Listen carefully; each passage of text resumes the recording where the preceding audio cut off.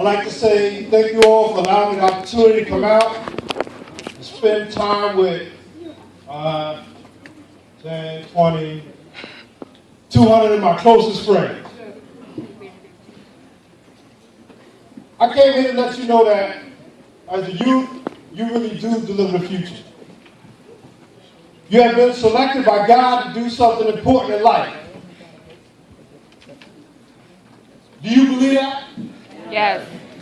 Do you believe that you have an important purpose in life? Yes. It doesn't matter where you came from or even what happened to you yesterday. Starting today, I'm letting you know that you have a mission. You have to prepare yourself to deliver the future. Here's my story. When I was born, I lived in Montclair. Then I moved to North, back to Montclair. And by the age of 10, I finally ended up in East Orange, where I lived until I was about 20 years old. It's kind of crazy, but I probably lived at about 8 or 9 different addresses by the time I turned 10. I was born to a beautiful, loving, spirited 17-year-old single mother. She actually graduated from high school while she was pregnant with me. But like I said, she was young and spirited. She still wanted to experience life. So I was constantly moving back and forth, different addresses with her. And then I would live with my grandparents for a little while and back out with her. She got caught up in that party life. There were other things that she felt she needed to do besides raise a baby. I'm sure she loved me, but she was still trying to find herself. I didn't meet my father until I was about 8 years old, and didn't see him again until I was in the 6th grade. Only met him because me and 2 of my best friends were going to jump another guy, and the principal called their father, and their father was my father. Wow.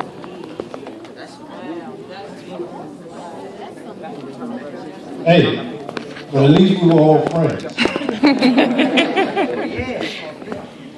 The next time I saw him, I was already 32 years old.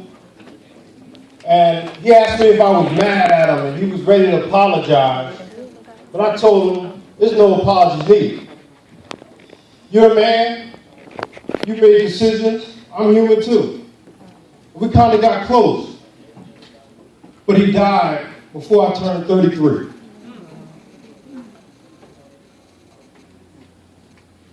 At the age of 24, my single mom, she became pregnant again.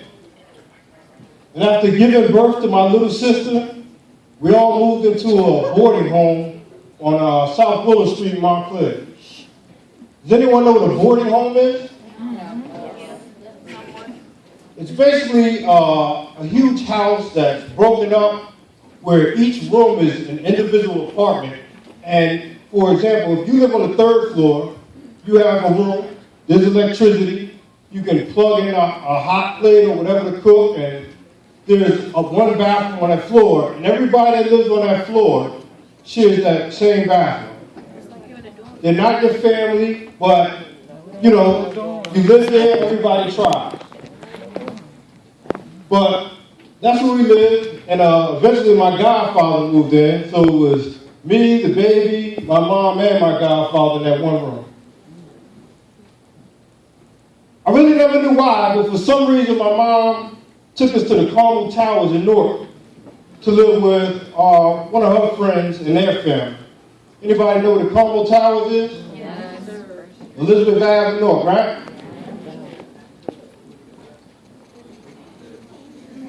At the beginning, it wasn't so bad because I was already familiar with the people that we moved in with.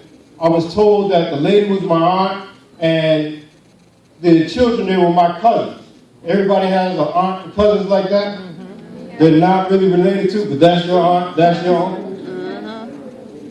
So it was cool at first. It wasn't a big deal. But one morning I woke up, my mom wasn't there.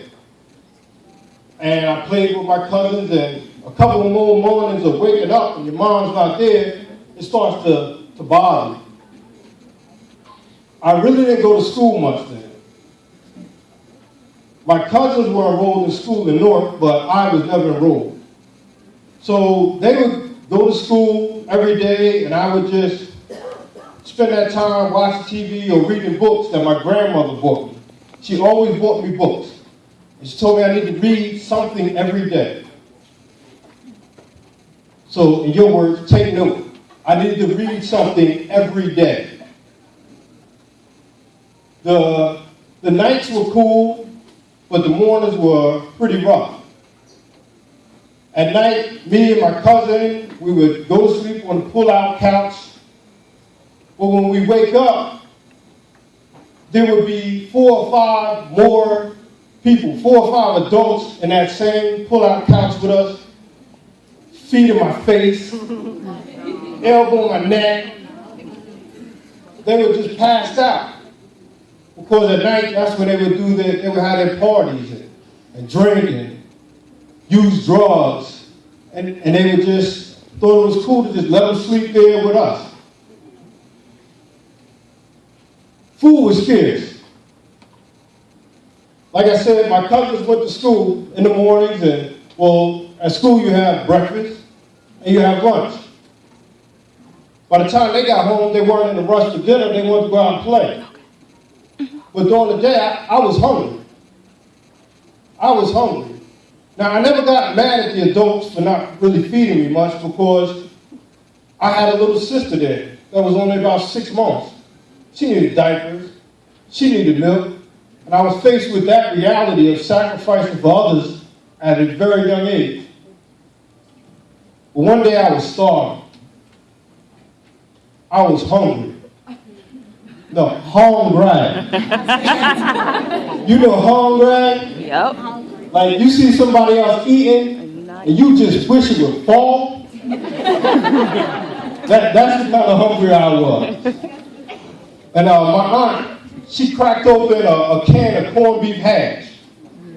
Yeah, everybody's smiling. Now you hungry. And she poured that corned beef hash into a hot skillet. You know the old black pans that heat up to about 1,000 degrees? And when that corned beef hash hit that skillet, it started to sizzle.